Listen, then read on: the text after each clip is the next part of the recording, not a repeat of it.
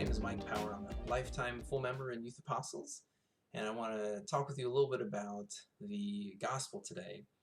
Jesus says a lot of wild things in the gospels, some pretty awesome things, pretty incredible things. Today's just flat out creepy. I mean, the time's coming when they're going to throw you out of the synagogues and kill you in God's name. Yeesh, that's kind of crazy, you know? I can't imagine hearing that back then and thinking, I want to follow that guy, you know?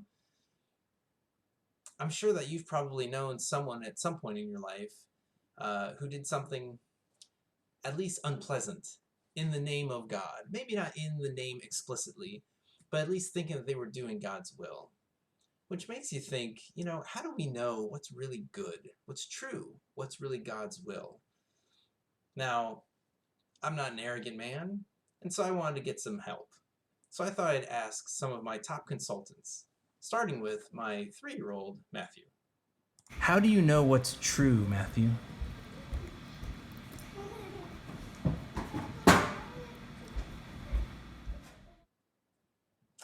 Well, maybe I'll try my 6-year-old, Colby.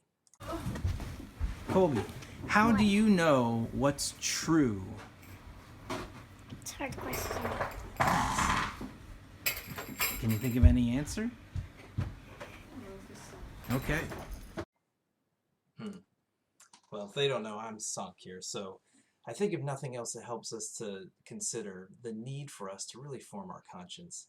You know, what are the things that I'm allowing in, you know, from the media, the TV, movies, books, internet, video games, all of it, you know? I think of the radio effect for those of you that may still listen to the radio. You know, you hear a song, you think, nah, not really good.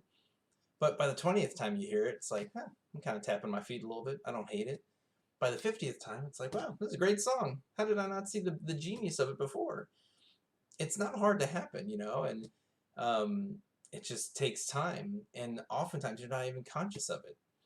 It's so easy for media and technology to only tell partial truths.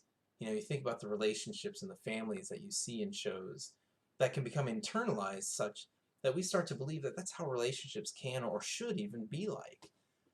Or that's really how people communicate.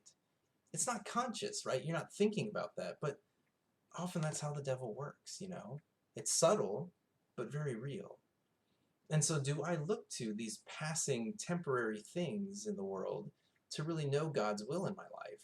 Or do I turn to the eternal church? Do I take the time to study scripture?